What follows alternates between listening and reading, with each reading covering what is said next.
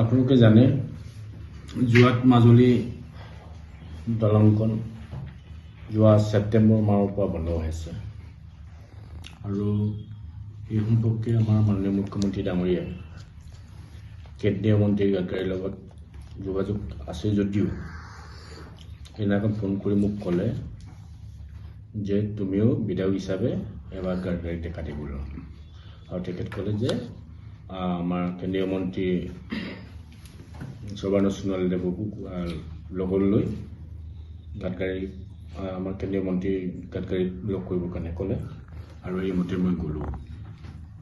মোৰ লগত সংগ দিলে চৌধুৰী ডাঙৰীয়া, পৰাণ বৰুৱা ডাঙৰীয়া আৰু সত্ৰ অধিকাৰ জনাৰ্দন প্ৰভু ডাঙৰীয়া, জনাৰ্দন প্ৰভু আৰু বীৰেন শইকীয়া তেখেতসকলে মোক সংগ দিলে আৰু গাডকাৰী ডাঙৰীয়া এটাই কৈছে মই অতি সোনকালে এই ব্যৱস্থা ল'ম আৰু এইমতে মই আজি নামতে আমাৰ প্ৰায় চিভিল ইঞ্জিনিয়াৰ কমিশ্যনাৰ PW তেনেকৈ মাতি পঠিয়াইছে, কাইলৈ মিটিং দিছে, কৈছে তেখেত কথা দিছে আৰু এইমতে যিধৰণে তেখেত কথা দিছে এইমতে হ'ব বুলি মই আশা কৰোঁ। ইমান মই টেনশ্যন লোৱা নাই, তেখেতে যিধৰণে আশ্বাস দিছে মই হ'ব বুলি ভাবিছোঁ। আৰু কালিলৈ মিটিংখনত আচলতে নিৰ্ধাৰণ হ'ব কেতিয়ালৈ কোনে কাম ল'ব? অহা কাইলৈ মিটিঙে নিৰ্ধাৰণ কৰিব, কাইলৈ ক'ত কি হ'ব কাইলৈ পিছত মই খবৰ পাম। ইতিমধ্যে মানে উপঠিকা যিটোৱে লাভ কৰিছিলে যিটো কোম্পানীয়ে তেওঁলোকক বিদায় দিয়া হৈছে? নাই, অহা কাইলৈ ডিচিশ্যনটো হ'ব ক'ত কি কেনেকৈ কি ধৰণে হ'ব। গতিকে ই এটা ভাল ফলাফল মাজুলীবাসীয়ে আশা কৰিছে। নিশ্চয় ফলাফল ভাল হ'ব। আমাৰ মাননীয় মুখ্যমন্ত্ৰী ডাঙৰীয়াও এইটোৰ কাৰণে চিন্তিত আৰু কেন্দ্ৰীয় মন্ত্ৰী সৰ্বানন্দ সোণোৱালদেৱো চিন্তিত, আমিও চিন্তিত।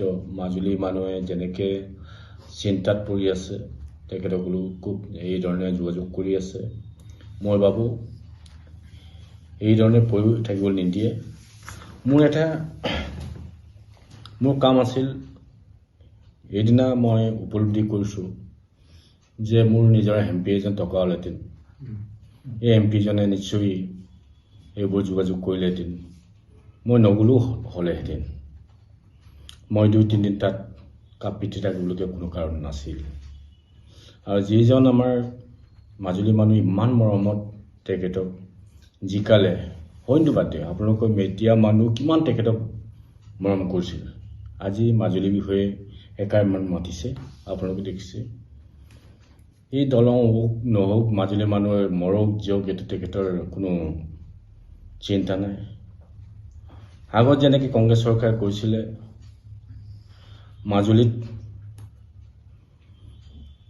দলং দি কিবা লাভ আছে জানো, গছৰ গুৰিত থাকিবলৈ যে কৈছিলে, তেনেকুৱা চিন্তাধাৰাৰ যদি গভৰ্ণমেণ্ট যদি এই তেখেতসকলক যদি আমি মৰম কৰোঁ, কিবা আমাৰ মাজুলীৰ কাৰণে কিবা সুবিধা হ'ব বুলি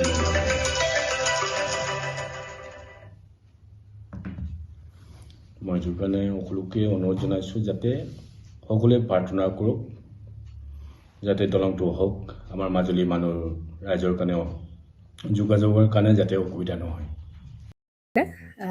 জুবিন গাৰ্গৰ গীতসমূহৰ ওপৰত আধাৰিত গানে কি আনে নামৰ এটা সুন্দৰ অনুষ্ঠান আপোনালোকৰ ওচৰলৈ আহি আছে অতি শীঘ্ৰে। অহা 15 আগষ্টৰ পৰা ধেমাজিৰ পৰা প্ৰথম অডিশ্যন আৰম্ভ হ'ব আৰু সেই অডিশ্যনৰ যোগেদি বিভিন্ন কণ্ঠশিল্পীসকলে যিসকলে এই অনুষ্ঠানত যোগদান কৰিব বিচাৰে তেওঁলোকে এই অডিশ্যনৰ যোগেদি আগবাঢ়ি আহক আৰু জুবিন গাৰ্গৰ বহুত ভাল লগা গান আমি সদায় শুনি আহোঁ আৰু আপোনালোকৰ যদি ভাল লগা গান থাকে জুবিন গাৰ্গৰ আপোনালোকে গাই ভাল পায় তেন্তে অডিশ্যনত যোগদান কৰক। মোৰ ফালৰ পৰা আন্তৰিক শুভকামনা থাকিল এই সম্পূৰ্ণ অনুষ্ঠানটোলৈ। ধন্যবাদ।